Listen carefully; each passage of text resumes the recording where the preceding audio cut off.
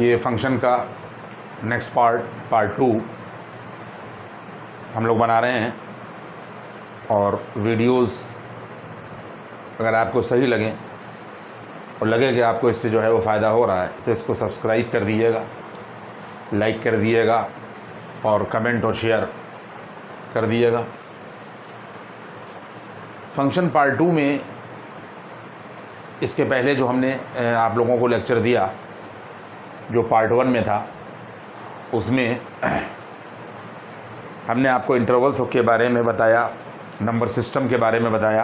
और वो ज़रूरी है कि आप ये समझें कि रियल नंबर्स क्या होते हैं और नंबर सिस्टम में आगे किस तरीके से रेशनल नंबर और इरेशनल नंबर को रिप्रेजेंट किया जाता है। फंक्शन पार्ट 2 में सबसे पहले अगर हम आपको ये बताएं कि अगर हमारे पास में कोई फंक्शन मशीन है, फंक्शन मशीन बिल्कुल उसी तरीके से कि जिस तरीके से हम लोग रेलवे स्टेशंस वगैरह के ऊपर जाते हैं, पिक्चर हॉल्स में जाते हैं, वेट करने वाली मशीन्स होती हैं। और वेट करने वाली मशीन में क्या होता है कि हम लोग खड़े होते हैं और खड़े होने के बाद में उसमें सिक्का डाला जाता है और सिक्का डालने के बाद में एक टिकट पर हमारा वेट जो है वो लिख कर आ जाता है कि साहब आपका वेट जो है वो ये है। उसी तरीके से अगर एक यहाँ के ऊपर फंक्शन मशीन ले ली जाए, ये हम लोग फंक्शन को समझ रहे हैं, और इस फंक्शन मशीन का जो ट्रेड हो वो यहाँ के पर y बराबर यहाँ के पर ये fx और इज़ इक्वल टू मान लीजिए कि x प्लस और यहाँ के पर ये 2 हो। और यहाँ पर हम लोग इसमें x बराबर 3 मान लीजिए कि यहाँ पर हम खड़े हैं और हमने सिक्का डाल दिया। वो सिक्का यहाँ पर पास आउट हो जाएगा और पास आउट होने के बाद में यहाँ के पर ये आ जाएगा y बराबर यहाँ के पर f3 बराबर 3 प्लस और यहाँ के पर ये 2। यहाँ पर 3 जाएगा, ये 3 जाएगा और उसके बाद में y बराबर यानी जो वैल्यू यहाँ के पर मिलेगी वो हो जाएगी यहाँ के पर 5। आप लोग याद रखिएगा, हम यहाँ खड़े हुए, सिक्का डाला, ये पास आउट हुआ, यहाँ पर मशीन लगी हुई है, फंक्शन हुए, यहाँ पर इस फंक्शन को fx से रिप्रेजेंट किया जा रहा है। f जो है वो सिंबल है फंक्शन को रिप्रेजेंट करने के लिए, यानी y is the function of x। इसके बाद में फिर क्या होगा कि जब यहाँ के ऊपर ऑपरेशन होंगे और सिक्का यहाँ पर आ गया तो फिर क्या होगा कि वो टिकट के ऊपर वेट अंकित करके लिख कर और आगे बढ़ा देगा और वो हमें यहाँ के ऊपर टिकट मिल जाएगा। जब आप उस वेट मशीन को ऑब्ज़र्व करते हुए, इमेजिन करते हुए आप देखिए कि आपने x बराबर यहाँ के ऊपर ये 3 दिया, तो इसको हम लोग यहाँ के ऊपर इनपुट कहेंगे, इनपुट। और जो इनपुट हम यहाँ पर डालेंगे वो कहलाएगा यहाँ के ऊपर डोमेन। ये ध्यान रखिएगा कि हम जो देंगे वो डोमेन कहलाएगा और हमें जो यहाँ के ऊपर मिलेगा उसको हम लोग यहाँ के ऊपर आउटपुट कहेंगे, आउटपुट। और इसको हम लोग यहाँ के ऊपर कहेंगे यहाँ के ऊपर ये रेंज। एक बात हुई, हमने अगर यहाँ पर x बराबर 3 दिया, ऑपरेशंस हुए और आउटपुट में हमें यहाँ पर y बराबर यहाँ के ऊपर जो है रेंज, आउटपुट जो मिला y बराबर 5 यहाँ के ऊपर ये रेंज हो गया। तो जो डाला जाता है वो डोमेन कहलाता है और करस्पॉन्डिंग उसके जो हमें यहाँ पर मिलता है वो यहाँ के ऊपर रेंज कहलाती है। अब एक बात यहाँ पर रुक के आप ये समझ लीजिए कि कभी कभी अगर हम इस तरीके की गड़बड़ करें, गड़बड़ी इसको कहा जाएगा कि हम वेट करने वाली मशीन पर खड़े हों और इंडियन करेंसी का 1 रुपया डालने के बजाय हम कोई ऐसा सिक्का डाल दें कि जो लोहे का तो ज़रूर हो लेकिन वो इंडियन करेंसी ना हो, तो फिर ये मशीन उसको एक्सेप्ट नहीं करेगी। और अगर मशीन उसको एक्सेप्ट नहीं करेगी तो इसका मतलब यह है कि करस्पॉन्डिंग हमें यहाँ पर कोई भी रिज़ल्ट यहाँ के ऊपर नहीं मिलेगा। यहाँ से डोमेन का कॉन्सेप्ट आता है। डोमेन का कॉन्सेप्ट क्या आता है कि अगर हम कोई भी वैल्यू यहाँ के ऊपर ऐसी लें जिसके करस्पॉन्डिंग यहाँ के ऊपर ये पास आउट ना हो, यानी x बराबर हमने यहाँ के ऊपर कोई भी ऐसा नंबर दिया कि जो ये फंक्शन मशीन एक्सेप्ट ही नहीं कर रही है। अगर फंक्शन मशीन जिस तरीके से उस सिक्के को जो इंडियन करेंसी नहीं है उसको एक्सेप्ट नहीं कर रही है, अगर इस नंबर को एक्सेप्ट नहीं करेगी तो ये वैल्यू या ये नंबर इस फंक्शन का डोमेन नहीं कहलाएगा। और अगर इस फंक्शन का डोमेन नहीं कहलाएगा तो करस्पॉन्डिंग हमें रेंज नहीं मिलेगी। यानी डोमेन का कॉन्सेप्ट ये है कि हमारा फंक्शन x की जिन वैल्यूज़ को एक्सेप्ट करता है वो डोमेन कहलाता है, और जिन वैल्यूज़ को एक्सेप्ट नहीं करता वो डोमेन नहीं कहलाता। इसके बाद में अगर हम x बराबर, जैसे हम लोगों ने यहाँ के ऊपर ये 3 दिया है, अगर हम यहाँ के ऊपर 3 देंगे तो यहाँ के ऊपर मिल जाएगा 3, यहाँ के ऊपर 5।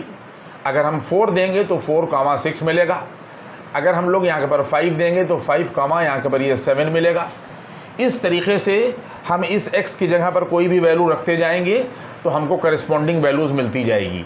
ये डोमेन कहलाएगा, ये रेंज कहलाएगी, ये डोमेन कहलाएगा, ये रेंज कहलाएगी, ये डोमेन कहलाएगा, और ये यहाँ के ऊपर ये रेंज कहलाएगी।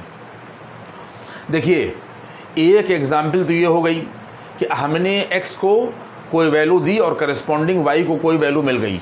दूसरी एग्जाम्पल यहीं पर आप समझ लें कि अगर ये तो एक एग्जाम्पल हुई, ये हुई एग्जाम्पल नंबर यहाँ के पर 1, और एग्जाम्पल नंबर यहाँ के पर ये 2 ये है। इसकी आप लोग फ़ोटो ले लीजिएगा और बात समझना है आपको। अगर हमारे पास में लिखा हुआ है y² बराबर यहाँ के पर ये 12x, और इसमें हम लोग ऑर्डर पेयर फ्रेम करें, इस रिलेशन से x और y के अगर हम लोग ऑर्डर पेयर फ्रेम करें तो ये फर्स्ट कंपोनेंट कहलाता है डोमेन, और रेंज जो है वो सेकंड कंपोनेंट कहलाता है। अगर हम x की जगह पर 3 दे दें तो y² बराबर 36 मिलेगा, और y की वैल्यू मिल जाएगी ±6। तो 3, यहाँ के पर ये +6 भी होगा, और 3, यहाँ के पर ये -6 भी होगा। इस तरीके से अगर हम आगे इस y और x के रिलेशन से, देखिए ये जो है आप ध्यान दे लीजिएगा कि x जो है वो ये इंडिपेंडेंट वेरिएबल कहलाता है। इंडिपेंडेंट यहाँ के पर ये कहलाता है, यहाँ के पर इंडिपेंडेंट वेरिएबल, और ये कहलाता है यहाँ के ऊपर डिपेंडेंट वेरिएबल। ये कहलाता है यहाँ के ऊपर डिपेंडेंट वेरिएबल, ये कहलाता है यहाँ के ऊपर डिपेंडेंट वेरिएबल।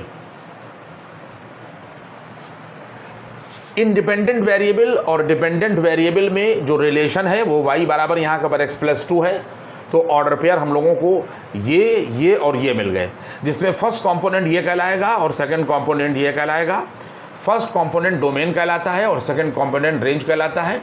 अगर हम इंडिपेंडेंट और डिपेंडेंट वेरिएबल में ये रिलेशन लिखें तो हमारे ऑर्डर पेयर इस तरीके के यहाँ पर आएंगे, जिसमें हम ये बात देख रहे हैं कि हर 2 ऑर्डर पेयर में, हम आगे भी अगर कोई 2 ऑर्डर पेयर लें तो हर 2 ऑर्डर पेयर में फर्स्ट कंपोनेंट जो है वो सेम है। बच्चों देख लो इस चीज़ को कि हर 2 ऑर्डर पेयर में फर्स्ट कंपोनेंट जो है वो यहाँ के ऊपर सेम मिलेगा। आगे भी अगर हम ऑर्डर पेयर निकालेंगे तो किसी एक नंबर पर y की हमें 2 वैल्यूज़ मिलेंगी।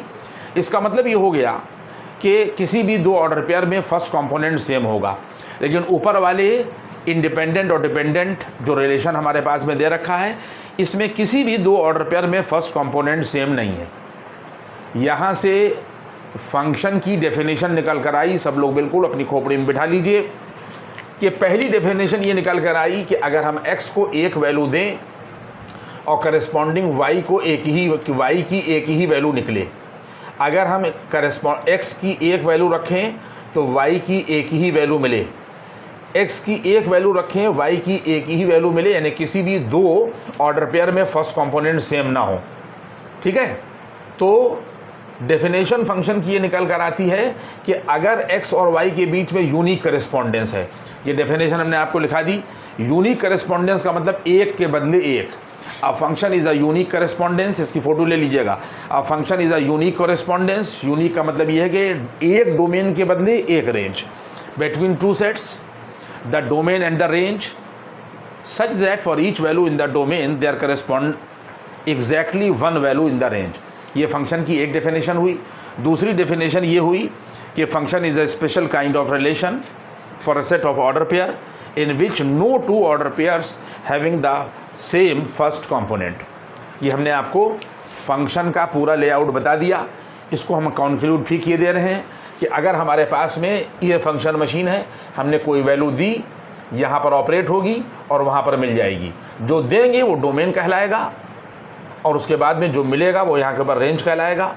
दूसरी बात ये हो जाएगी कि किसी भी अगर यूनिक करस्पॉन्डेंस है तो वो फंक्शन कहलाएगा, और अगर यूनिक करस्पॉन्डेंस नहीं है, एक वैल्यू के बदले यहाँ के ऊपर 2 वैल्यूज़ मिल रही हैं, 2 ऑर्डर पेयर्स का फर्स्ट कंपोनेंट सेम है, तो वो भी फंक्शन नहीं होगा। ये हमने आपको दोनों डेफिनेशन यहाँ के ऊपर लिखा दी। डोमेन वही होगा कि जिसके लिए हमारा फंक्शन जो है वो डिफाइन होगा, एक बात। दूसरी बात यह है कि जो लोग और आगे बढ़ेंगे और कंपटीशन वगैरह देंगे तो उनको ये बात भी मालूम होना चाहिए कि अगर हमारे पास कोई फंक्शन दे रखा है, इस तरीके का सवाल एक बार रुड़की में पूछा गया था कि बहुत से एक्स और वाई में रिलेशन दिए हुए थे और उनके ऑर्डर पेयर दे रखे थे, तो कहा यह जा रहा था कि कौन सा रिलेशन एक्स और वाई में जो है वो फंक्शन को रिप्रेजेंट कर रहा है और कौन सा फंक्शन को रिप्रेजेंट नहीं कर रहा है। तो अब जो भी बच्चों ने लिखा हो, लेकिन वहाँ पर कंसेप्ट क्या काम करेगा कि अगर किसी भी रिलेशन में अगर हम ऑर्डर पेयर ड्राइव करें, निकालें, और अगर किसी भी दो ऑर्डर पेयर का फर्स्ट कंपोनेंट सेम हो जाए तो फिर वो फंक्शनल रिलेशन को इस्टेब्लिश नहीं करेगा, एक बात। दूसरी बात यह है कि अगर ग्राफ के थ्रू हम ये बात समझें कि साहब ये ग्राफ जो है वो फंक्शन का है या नहीं है, तो सारे बच्चे इस बात को समझेंगे कि अगर हमने यहाँ के ऊपर इस तरीके का कोई ग्राफ खींचा, देखिए अगर हमने यहाँ के ऊपर ये इस तरीके का यहाँ के ऊपर ग्राफ खींचा, ये यहाँ के ऊपर ये आ गया, और अगर इसके ऊपर कोई वर्टिकल लाइन खींची, ये वर्टिकल लाइन, ये वर्टिकल लाइन हम लोगों ने यहाँ के ऊपर खींच दी, ये फंक्शन का वर्टिकल लाइन टेस्ट कहलाता है। किसी भी ग्राफ पर अगर कोई वर्टिकल लाइन खींची जाए और अगर वो वर्टिकल लाइन ग्राफ को दो जगह काट दे तो वो फंक्शन को रिप्रेजेंट नहीं करेगा। इसने क्या किया कि इस वर्टिकल लाइन ने यहाँ पर भी काट दिया और यहाँ के पर भी काट दिया, इसका मतलब ये है कि ये फंक्शन नहीं होगा।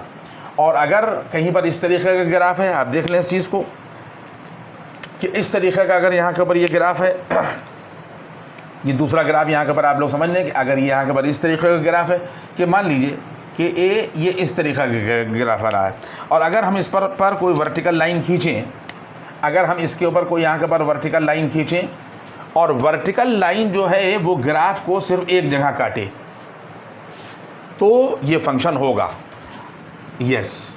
और अगर एक से ज़्यादा जगह काटे तो नो फंक्शन, और ग्राफ पर अगर वर्टिकल लाइन खींचिएगा और अगर वो लाइन सिर्फ एक जगह काटे तो यस, ये वर्टिकल लाइन और यहाँ के ऊपर टेस्ट कहलाता है। अब इसके आगे यहाँ के ऊपर हम फिर बढ़ रहे हैं।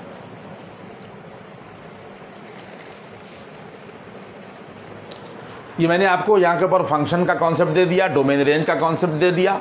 डोमेन का मतलब ये हो गया कि हमारा फंक्शन एक्स की जिन वैल्यूज़ के लिए डिफाइन हो।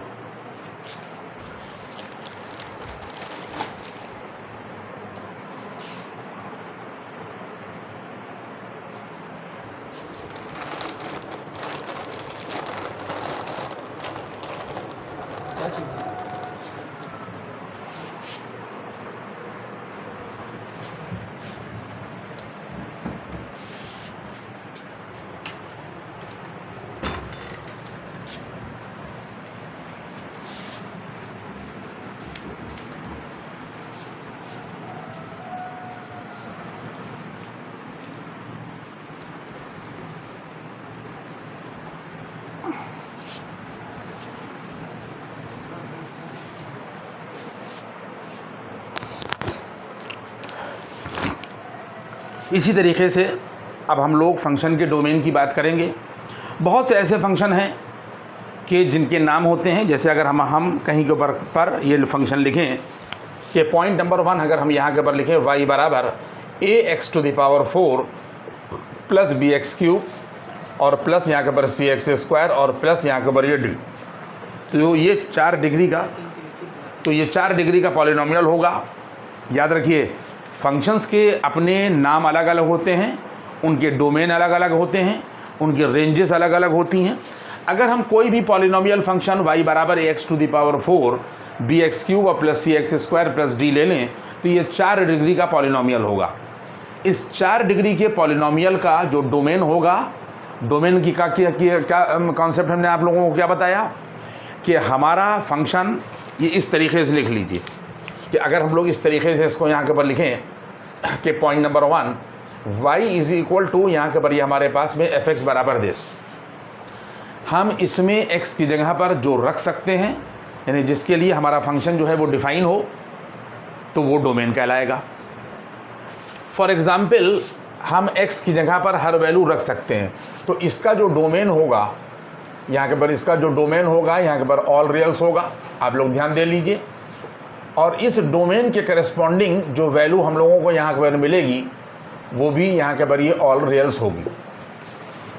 आप बात समझ लें। दूसरा यहाँ के ऊपर हमारे पास में लिखा हुआ है, मान लीजिए कि y बराबर यहाँ के ऊपर ये fx और बराबर यहाँ के ऊपर ये 1/x लिखा हुआ है। कोई भी बच्चा हमसे पूछेगा कि आपने इसको पॉलिनोमियल फंक्शन कहा और इसको क्या कहिएगा। अगर किसी भी फंक्शन में न्यूमरेटर भी मौजूद है और डिनोमिनेटर भी मौजूद है तो उसको हम लोग रेशनल फंक्शन कहेंगे। रेशनल फंक्शन का मतलब ये हो गया कि जिसमें न्यूमरेटर भी हो और डिनोमिनेटर भी हो और उसको रेशियो की फॉर्म में हम लोग लिखें। तो ये हमारे पास में यहाँ के ऊपर रेशनल फंक्शन है।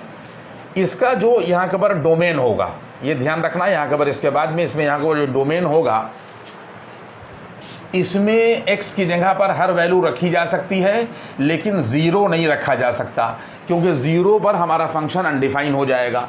तो इसका डोमेन क्या हो जाएगा कि all reals x is not equal to zero. सारी वैल्यूज़ ली जाएंगी लेकिन x की वैल्यू ज़ीरो नहीं ली जाएगी। इसकी रेंज क्या होगी, आप याद रखिएगा कि यहाँ पर रेंज जो है यहाँ के पर ऑल रियल्स होगी, y is not equal to zero. आपको अपना दिमाग तो देखिए लगाना पड़ेगा। डोमेन हमने आपको बता दिया कि x की जगह पर आप क्या रख सकते हैं। अगर आप x बराबर ज़ीरो रख देंगे तो आपका फंक्शन इसको एक्सेप्ट नहीं करेगा, अनडिफाइन हो जाएगा। तो इसलिए सारी रियल वैल्यूज़ ली जाएंगी लेकिन x जो है वो ज़ीरो नहीं होगा। फिर रेंजेस की बात क्या होगी कि हम इस डोमेन में से x की जगह पर कोई भी वैल्यू रखें, हमें मिल क्या रहा है, y मिल रहा है। सारी रियल वैल्यूज़ मिलेंगी, घर पर करके देख लीजिएगा, लेकिन कभी भी आपको ज़ीरो नहीं मिलेगा। इसका मतलब ये है कि रेंजेस में से हम लोग सारी रियल वैल्यूज़ लेंगे लेकिन ज़ीरो को यहाँ के ऊपर क्या कर देंगे, यहाँ से हटा देंगे। इसी तरीके से अगर हम लोग सारे फंक्शंस के डोमेन हम लोगों को मालूम होना चाहिए। y बराबर अगर fx इज़ इक्वल टू यहाँ के ऊपर दे रखा है मॉड x। देखिए यहाँ पर इसका जो यहाँ के ऊपर डोमेन होगा, इसका जो डोमेन होगा, फिर वही बात, हमारा फंक्शन x की किन वैल्यूज़ को एक्सेप्ट करेगा, हम x की जगह पर क्या रख सकते हैं, वो डोमेन होगा, सब रख सकते हैं। तो डोमेन यहाँ के पर आ जाएगा, यहाँ के पर ये ऑल, यहाँ के पर रियल्स।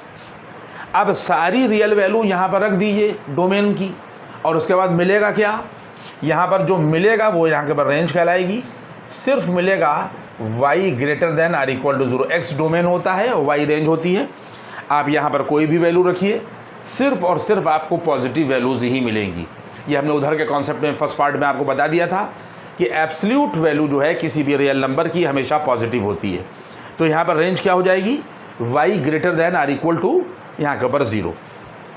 हम लोग इस x की जगह पर कोई भी निगेटिव या पॉजिटिव कोई भी रियल वैल्यू रखेंगे, हमेशा रिजल्ट पॉजिटिव ही मिलेगा। इसका मतलब ये है कि रेंज नॉन नेगेटिव नंबर्स होगी। इसके बाद में यहाँ के ऊपर y बराबर यहाँ के ऊपर ये fx होगा और fx बराबर यहाँ के ऊपर ये अंडर रूट यहाँ के ऊपर x है। एक कॉन्सेप्ट अपने दिमाग में बिठा लीजिएगा कि जब भी हम लोग फंक्शन के डोमेन की बात करेंगे तो डोमेन जो है वो रियल फॉर्म में लिया जाएगा, यानी जो रियल नंबर लाइन पर लाई करता है। अगर हम इस x की जगह पर कोई भी रियल वैल्यू रखें लेकिन वो नेगेटिव हो तो फिर y को मिलने वाली वैल्यू जो है वो रियल नहीं होगी बल्कि वो इमेजिनरी हो जाएगी, क्योंकि रूट में कोई भी नेगेटिव वैल्यू अगर रखी जाए तो वो रियल वैल्यू नहीं देती। इसलिए याद रखिएगा कि डोमेन हमेशा जो है वो रियल होता है। इसलिए डोमेन क्या हो जाएगा, x greater than or equal to zero, यानी या तो हम लोग ज़ीरो रख सकते हैं और या ग्रेटर देन ज़ीरो। हम लोग x की कोई भी नेगेटिव वैल्यू नहीं ले सकते। और इसके बाद में यहाँ के बाद हमारी रेंज क्या हो जाएगी, घर पर कर आप देख लीजिएगा, x greater than or equal to zero कोई भी वैल्यू रखी, यानी अगर हम लोग ज़ीरो रख देंगे तो ज़ीरो मिलेगा, और ज़ीरो के आगे हम लोग 4 रख देंगे तो 2 मिलेगा, 4 के आगे अगर हम लोग 16 रख देंगे तो 4 मिलेगा। इसका मतलब ये है कि मिलने वाली जो रेंज होगी वो भी y greater than or equal to यहाँ के ऊपर ज़ीरो होगी।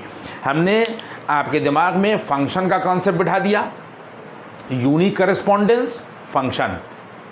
ऑर्डर पेयर की फॉर्म में दो ऑर्डर पेयर के फर्स्ट कंपोनेंट सेम नहीं होना चाहिए। शेप की फॉर्म में, पिक्चर की फॉर्म में, अगर हम किसी भी ग्राफ पर वर्टिकल लाइन खींचें और दो जगह काट दे तो वो फंक्शन नहीं है। आगे हमने आपको डोमेन का कॉन्सेप्ट बता दिया कि जो फंक्शन हमारा एक्सेप्ट कर ले, जिसके लिए हमारा फंक्शन डिफाइन हो, वो फंक्शन का डोमेन कहलाएगा। और उस डोमेन के करस्पॉन्डिंग जो वैल्यूज़ मिलेंगी वो रेंजेस कहलाएंगी, लेकिन सब रियल होना चाहिए। यहाँ पर कॉन्सेप्ट हमने आपको बता दिया कि x की जगह पर greater than or equal to 0 कोई भी वैल्यू रखी जाएगी, हमेशा y greater than or equal to यहाँ के ऊपर 0 होगा। इसके बाद में जब हम लोग यहाँ के ऊपर 5वें नंबर पर जाएंगे, देखिए 4 नंबर यहाँ के ऊपर ये हो गए। अगर y बराबर यहाँ के ऊपर हम लेंगे a टू दी पावर यहाँ के ऊपर x, ये एक्सपोनेंशियल फंक्शन होगा, ये पावर फंक्शन होगा। इसका जो डोमेन होगा यहाँ के ऊपर, अगर हम लोग इसकी डोमेन की बात करें, फिर वही बात आई कि अगर हम लोग यहाँ के ऊपर डोमेन की बात करेंगे तो यहाँ के ऊपर डोमेन इसका यहाँ के ऊपर ऑल रियल्स होगा, यानी डोमेन यहाँ के ऊपर हमारा ऑल रियल्स होगा, यानी x की जगह पर हम हर वैल्यू रख सकते हैं। लेकिन रेंज क्या होगी? Only positive number. क्या मिलेगा? रेंज यहाँ के ऊपर जो मिलेगी ओनली पॉजिटिव नंबर्स।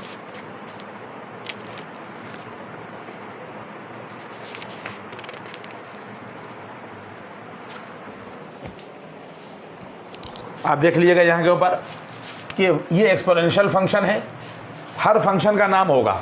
ये पॉलिनोमियल फंक्शन हो गया, ये रेशनल फंक्शन हो गया, ये एब्सोल्यूट फंक्शन हो गया, मॉडुलस फंक्शन, ये रेडिकल फंक्शन हो गया, स्क्वायर रूट फंक्शन हो गया, ये एक्सपोनेंशियल फंक्शन हो गया। ये डोमेन यहाँ के ऊपर इसका ऑल रियल आ जाएगा। और जब हम लोग रेंज की बात करेंगे, घर पर बैठ कर आप देख लीजिएगा कि जब भी हम कोई रियल वैल्यू यहाँ पर रखेंगे, अभी हम आपको एग्जाम्पल भी दे देंगे, तो सिर्फ हमको पॉजिटिव वैल्यूज़ मिलेगी। पॉजिटिव का मतलब ये है कि सिर्फ y ग्रेटर देन 0 मिलेगा, ना तो 0 मिलेगा और ना नेगेटिव वैल्यू मिलेगी। कोई भी वैल्यू आप रख के देख लीजिए। अगर आप यहाँ के पर y बराबर जैसे 2 टू दी पावर मान लीजिए कि 3 कर रहे हैं, a की वैल्यू यहाँ के पर 2 हो गई, x 3 हो गया तो 8 हो जाएगा। आपने कहा कि y बराबर 1/2 होल टू दी पावर 3 कर दीजिए तो 1/8 हो जाएगा। आपने कहा y बराबर 2 टू दी पावर -1 कर दिए, देखिए डोमेन ऑल रियल है तो x की जगह पर हम चाहे 3 रखें और चाहे कोई नेगेटिव वैल्यू रखें तो ये 1/2 हो जाएगा। आप देख रहे हैं। इसके बाद में आपने कहा कि y बराबर यहाँ के ऊपर a to the power x में 2 टू दी पावर x की जगह के ऊपर आप 0 कर दिए तो रिजल्ट जो है वो 1 हो जाएगा। इंडिसेस का लॉ है कि अगर पावर 0 हो जाए तो रिजल्ट हमेशा 1 के बराबर। आप देख लीजिए कि जब भी हम लोग डोमेन से कोई भी वैल्यू रख रहे हैं, देखिए 3 रखी, उसके बाद में निगेटिव वैल्यू रखी और 0 मिली, तो मिलने वाली जितनी भी वैल्यूज़ हैं, चाहे वो 8 हो और चाहे वो 1/8 हो, चाहे 1/2 हो और चाहे 1 हो, ये क्या हो जाएगा? y greater than 0। क्या हो जाएगा? y greater than 0। रेंजेस में हमेशा नॉन नेगेटिव वैल्यूज़ मिलेंगी। इसी तरीके से अगर हम यहाँ के पर ये देख लीजिए, यहाँ के पर ये 6 है, अगर y बराबर यहाँ के पर हमारे पास में यहाँ के पर log x और यहाँ पर बेस a हो जाए, बेस a मान ली a की वैल्यू कोई भी 10 वगैरह होगी तो ये लॉगरिथमिक फंक्शन कहलाएगा। और लॉगरिथमिक फंक्शन का जो डोमेन होगा, आप याद रखिए कि डोमेन सिर्फ x ग्रेटर देन 0 होगा। लॉग ना तो नेगेटिव नंबर्स पर ऑपरेट होता है, ना लॉग 0 पर ऑपरेट होता है। तो log of negative numbers are undefined and log of 0 is undefined. तो डोमेन सिर्फ क्या हो गया? Only x greater than 0। और यहाँ पर जो रेंज आएगी, देखिए यहाँ के ऊपर जो रेंज आएगी, यहाँ पर रेंज यहाँ पर आ जाएगी ऑल रियल्स। यहाँ के ऊपर रेंज जो है यहाँ के ऊपर आ जाएगी ऑल यहाँ के ऊपर रियल्स। अब आप ध्यान दे लें, इस x की जगह पर इसका कॉन्सेप्ट समझ लें कि इस x की जगह पर जैसे y है, अगर हम लोग y बराबर किसी बेस पर भी, अगर मान लीजिए 10 बेस पर अगर हम लोग log 10 लेंगे तो बराबर यहाँ के पर 1 मिल जाएगा। हम लोग डोमेन से वैल्यू रख रहे हैं x ग्रेटर देन 0 तो हमने 10 लिया, हम 0 के करीब आ गए और y बराबर हम लोगों ने यहाँ के पर log 1/100 ले लिया, 0 के करीब की वैल्यू ले ली। और x ग्रेटर देन 0 पर डोमेन लिया गया तो वैल्यू आ जाएगी जाकर यहाँ के पर log 1 माइनस के log यहाँ के ऊपर ये 0। तो log 1 जो है वो 0 हो जाएगा और माइनस के 2 हो जाएगा। रिजल्ट क्या मिल गया? -2। तो इसका मतलब ये हो गया कि चाहे x जो है वो लार्ज होता जाए, यानी प्लस इन्फिनिटी की तरफ अप्रोच करे, हम 10 ले लें, 100 ले लें, 1000 ले लें तो वैल्यूज़ मिलती जाएंगी। और चाहे हम 0 के करीब की वैल्यू 1/100, 1/1000, 1/1 लाख कुछ भी ले लें तो रिज़ल्ट जो है वो नेगेटिव मिलता जाएगा। ये बात घर पर बैठ कर रख लीजिएगा, देख कर लीजिएगा कि अगर हम y बराबर log x base a logarithmic function के डोमेन की बात करें तो डोमेन x ग्रेटर देन 0 होगा और इसके डोमेन से कोई भी वैल्यू उठाकर x की जगह पर अगर हम रखेंगे तो रेंजेस में निगेटिव वैल्यूज़ भी मिलेंगी, 0 भी मिलेगा और पॉजिटिव वैल्यूज़ भी मिलेंगी, इसीलिए रेंज कहा गया ऑल रियल नंबर। ठीक है, यहाँ तक हमने जो है वो बात पहुँचाई। इसको बस इसको अब हम लोग इसके आगे कल ट्रिग्नोमेट्रिकल फंक्शन बहुत होते हैं और हर फंक्शन का डोमेन समझना ज़रूरी है, अपने दिमाग में रखिएगा। नंबर 1, आज मैंने आपको फंक्शन की 2 डेफिनेशंस बता दी। पहली डेफिनेशन यूनिक करेस्पॉन्डेंस होना चाहिए, एक पर एक ऑर्डर पेयर फॉर्म में। अगर 2 ऑर्डर पेयर के फर्स्ट कंपोनेंट सेम हैं तो फंक्शन नहीं हो सकता। पिक्चर की फॉर्म में वर्टिकल लाइन 2 जगह नहीं काटना चाहिए। आगे की बात, कई फंक्शन नाम ले लेके हमने आपको बताए, जिसमें पॉलिनोमियल फंक्शन बता दिया, रेशनल फंक्शन बता दिया, मॉडुलस फंक्शन बता दिया, स्क्वायर रूट फंक्शन बता दिया, एक्सपोनेंशियल बता दिया, लॉगरिथमिक फंक्शन बता दिया और सबके डोमेन बता दिए। और मैंने डोमेन आपको बेहतरीन तरीके से बता दिया है कि अगर हम वेट करने वाली मशीन पर खड़े हों और ऐसा सिक्का डाल दें जो इंडियन करेंसी होए ना, तो मशीन एक्सेप्ट नहीं करेगी। इसका मतलब यह है कि अगर मशीन एक्सेप्ट नहीं करेगी तो ना तो वो डोमेन कराएगा और ना उसका करस्पॉन्डिंग रेंज मिलेगी। इसी तरीके से किसी फंक्शन में अगर हम कोई वैल्यू रख रहे हैं और उसके करस्पॉन्डिंग कोई वैल्यू मिल रही है तो वो डोमेन और रेंजेस कहलाएगी, यानी हमारा फंक्शन एक्स की जिन वैल्यूज़ के लिए डिफाइन होगा वो डोमेन कहलाएगा और उस डोमेन के करस्पॉन्डिंग जो वैल्यूज़ हमको मिलेंगी वो रेंज कहलाएगी। सबसे बेहतरीन एग्जांपल यहाँ पर रेशनल फंक्शन की दे दी कि आप इस x की जगह पर हर वैल्यू रख सकते हैं लेकिन आप 0 नहीं रख सकते, क्योंकि x बराबर 0 पर हमारा फंक्शन अनडिफाइन हो जाएगा। तो डोमेन सारी रियल वैल्यूज़ होंगी लेकिन 0 नहीं लिया जाएगा। इसी तरीके से इस डोमेन के सेट से आप कोई भी वैल्यू x की जगह पर रखिए तो रेंजेस में सारी रियल वैल्यूज़ मिलेंगी लेकिन कभी 0 नहीं मिलेगा। तो इस तरीके से मैंने आज आपको फंक्शन, डोमेन और रेंजेस की का कॉन्सेप्ट दे दिया। आगे और फंक्शन है, ट्रिग्नोमेट्रिकल फंक्शन है, उनका डोमेन बताया जाएगा कि किस तरीके से हम लोग निकालते हैं और फिर हम उसके ऊपर आपको कुछ प्रॉब्लम्स कर यहाँ के ऊपर दिखाएंगे कि फिर हम लोग डोमेन और रेंजेस की प्रॉब्लम्स को किस तरीके से डील करते हैं।